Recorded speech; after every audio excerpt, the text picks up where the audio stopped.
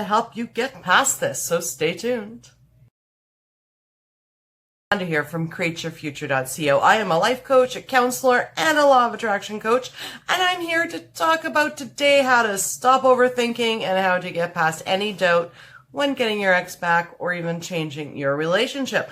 Just before I do that, make sure you hit the subscribe button down below and the bell icon for notifications. I do put out videos every Wednesday and Sunday, each one of them designed to help you create something wonderful in your life. So let's get started. So what I do hear a lot of is that there is some doubts. How do I stop overthinking? I want them back. What are they thinking? What's going on? Well, one thing I want to make clear is overthinking is perfectly natural. It's perfectly okay. Whenever we want something bad enough and we want it, our brain automatically wants to create it. Overthinking is just thinking of all the negatives that could be there. So your brain's in the right place. It's just the thoughts that we're letting it have. So the best way to stop overthinking and doubts is to take all of them and transfer them into positive intentions. So what I always say is to take out all of your complaints, okay? All of these things, these doubts that are going through your mind, write them all out. I doubt that he's going to want me back. I doubt if he even likes me. I doubt whatever. Take those doubts, change them. I intend for him to like me. I intend for him to call me. I intend.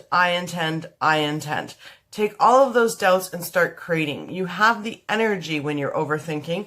So what you want to do is you want to shift those thoughts from having doubtful thoughts into having positive intentions. Use that opportunity. And anytime you have these doubts and you're overthinking, start changing them into positive intentions. Now, how this is going to eliminate doubt and emotions is our thoughts create emotions, which then result in our actions, right? And one thought will always lead to another thought. So if you have a positive thought, right? So let's say, okay, well, I intend for him to text me. And it's like, oh, when he texts me, what are we going to talk about?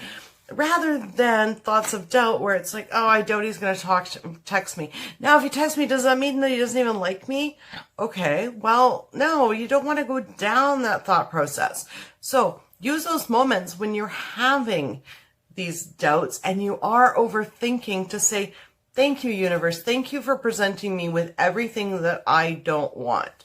Now, I'm going to take it and I'm going to change it into things that I do want, because that doubt and overthinking is providing contrast to what you want. You don't know what you want unless you know what you don't want. So if you know what you don't want very clearly, which we get to see in those times of overthinking and doubt, use it to create those positive intentions going forward.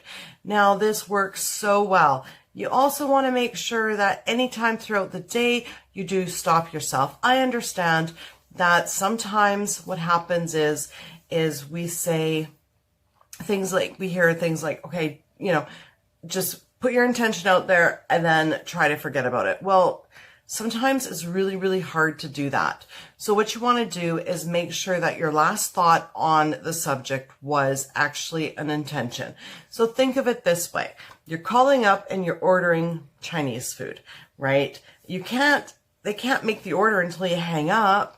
So think of the universe the same way. The last thing you say, the universe is going to send you. So you say, I want to be a millionaire. I intend to be a millionaire. Universe is like, okay, it's on its way. But before it gets to you, you're like, but I doubt that's going to happen. Universe is like, okay, no money for you. So you always want to make sure your last thought is on what you want. Now, with this technique of keeping on your thoughts and changing them to positive intentions, it really doesn't take long. You'll find after the first day or two that the intentions will come a lot more easier. You just need to sit down and think them out the first time. So how does that look? That looks like to me, okay, I intend for so-and-so to ask me out on a second date. And then I think, oh no, you know what? Maybe he won't. I don't think he will. No, stop, Amanda. I intend for him to ask me on a second date. He's going to ask me on a second date. We had a great time the first date. Okay, then all of a sudden I get distracted cooking dinner. Life's great. Then all of a sudden I sit down, watch TV, and then I see a show, and, the show is about, two people dating, and then all of a sudden I think, oh my God, He's probably not. Is he going to ask me on a second date? Oh, he's probably not going to ask me. He's probably not going to. Stop, Amanda. Stop. I intend for him to ask me on a second date. I intend. So that's what it looks like. And it really actually doesn't take that much time as long as you're on yourself and changing those intentions and making the last thought your intention rather than a doubt. It really, really, really will happen. So yeah. Anyways, pardon me. That's my video for today. I hope that helps. Anyways, I do put out new videos every Wednesday and Sunday. Talk much, not much, only on videos.